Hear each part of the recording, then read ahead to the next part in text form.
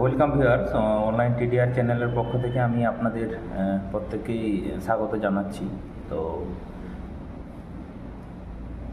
প্রত্যেককে আমি শুভ বিজয়ার আন্তরিক শুভেচ্ছা ও অভিনন্দন জানাচ্ছি। আমাদের কয়েকদিন পাঠ্যক্রম বন্ধ ছিল, তো আমাদের যে ডেলি রিভিশন লেসন পাঠানোর ব্যাপার থাকে সেটা অবশ্যই চালু ছিল। তো যারা এই মুহূর্তে রেগুলার স্টুডেন্ট আছো, তোমরা প্রত্যেকে আমার থেকে ছোট, ওই জন্য আমি তুমি করে বলছি।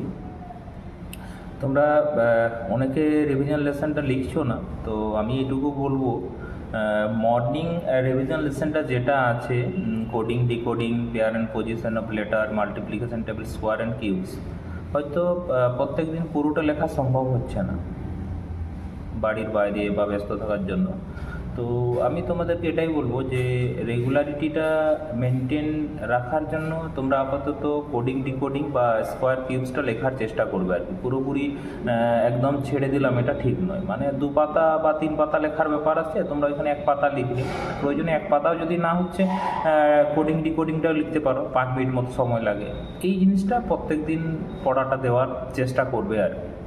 আর ডে রিভিশন এবং নাইট রিভিশনে যেগুলো দেওয়া আছে ওগুলো একটু কন্টিনিউ করার চেষ্টা করো। তো রিসেন্টলি আমি ইভিনিং রিভিশন একটা নিয়েছি, কর্মসূচি নিয়েছি, যেটাতে ম্যাথ এবং রিজনিংয়ের সূত্রগুলো রাউন্ড মাফিক, রুটিন মাফিক আমরা প্র্যাকটিস করবো আর কি।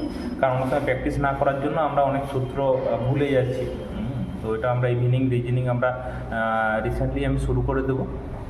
আর বিশেষ করে যে জিনিসটা বলা, এখনও যারা আমাদের অ্যাকচুয়ালি 3 জন পার্মানেন্ট সদস্য আছে, ঠিক আছে, বাদ বাকি যারা রয়েছে তোমরা কিন্তু অ্যাডমিশনের প্রসেস রয়েছে। 3 জন পার্মানেন্ট সদস্য যারা আছে, হেমন্ত মাহাতো, দেবজিৎ মাহাতো আর উচিত মাহাতো, বাদ বাকি যে 5 জন মতো আছো বা 6 জন, তোমরা কিন্তু অ্যাডমিশনের প্রসেসের মধ্যে আছো।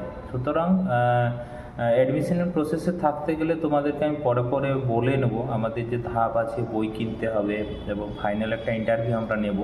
হ্যাঁ, তো সেক্ষেত্রে যারা অ্যাডমিশন ইন প্রসেসে আছো বা যারা অ্যাডমিশন আগের থেকে হয়ে গেছো, প্রত্যেকেই বলবো যে তোমরা প্রত্যেকে কিন্তু টেক্সট বইগুলো কিনে নেবে আর কি। আমাদের যে প্রসপেক্টাস আছে, প্রসপেক্টাসে যে সমস্ত বইগুলো রেকমেন্ডেশন করা আছে ওইগুলো অবশ্যই কিনে নেবে, যেমন ম্যাথ, রিজনিং, ইতিহাস, ভূগোল, সংবিধান, বিজ্ঞান, আর আমি ইকোনমিক্সের বইটাও বলে দেবো। তো প্রত্যেকের একটা বাংলা মাধ্যমের বই অবশ্যই প্রত্যেকে কিনবে।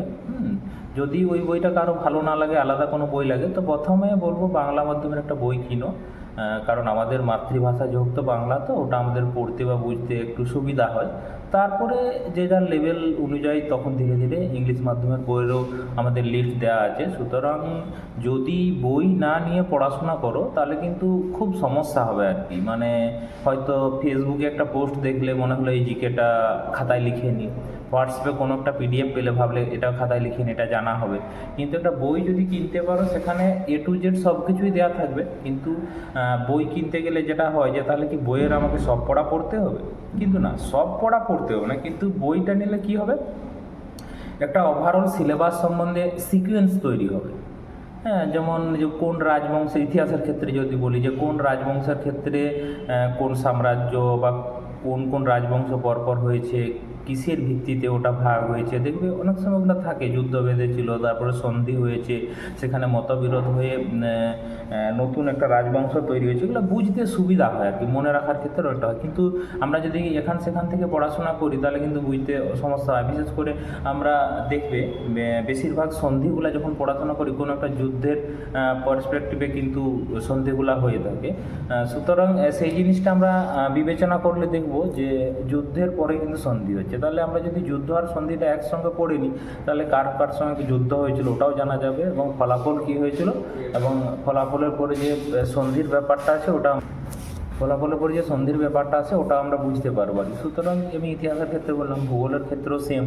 হ্যাঁ, কোথা থেকে স্ট্যাটিস্টিকে আসছে বা জিওগ্রাফির কী কোশ্চেন আছে, এটা একটু বুঝতে খুবই সমস্যা হয়। আমাদের কাছে যে বইগুলো আছে ওগুলো 9, 10 বা 11, 12 সিলেবাসের উপর ভিত্তি করে বইগুলো লেখা হয়েছে।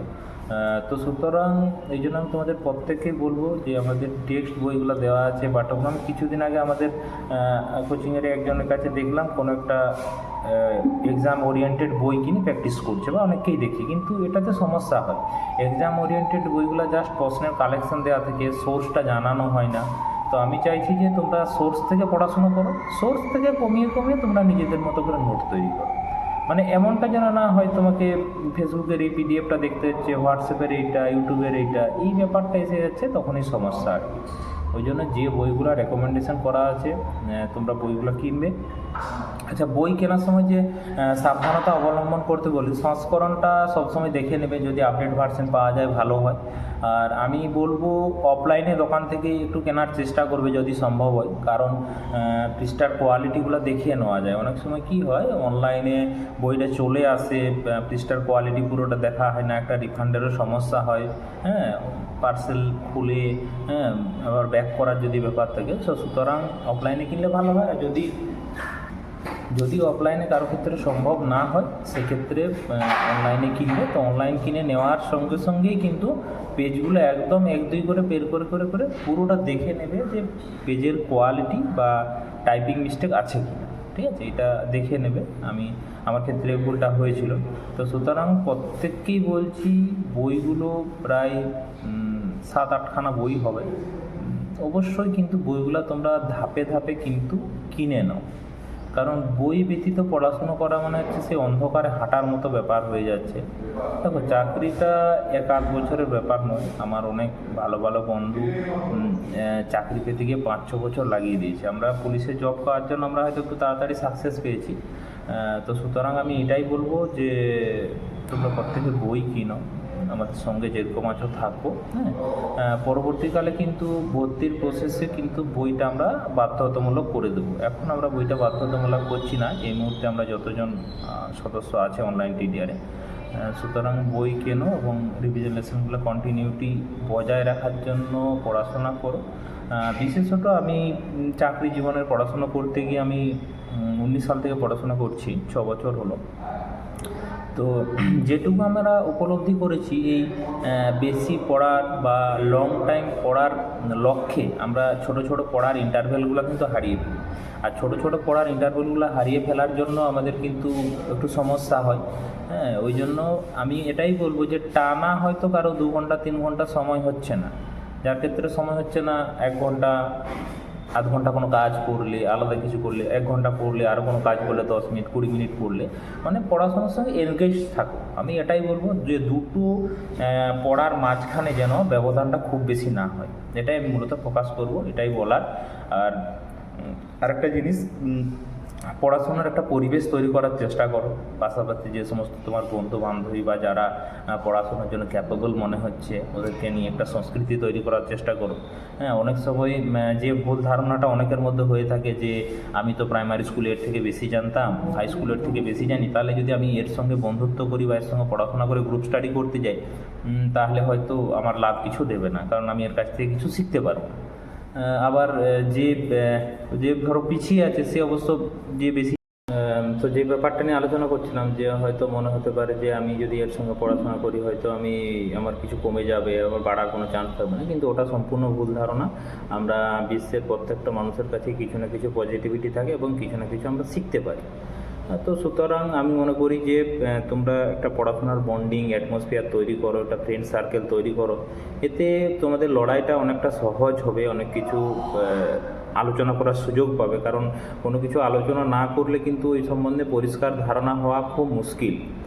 এগুলো বাদ দিয়েও অনেক সময় মানুষের অবসর জীবনে বলবো না, পড়াশোনার বাইরেও অনেক রকম পড়তে গিয়ে সমস্যা, পরিবারের সমস্যা, যেগুলা আলোচনা করার জন্য একটা ফ্রেন্ড সার্কেল বা সহপাঠী খুবই প্রয়োজন।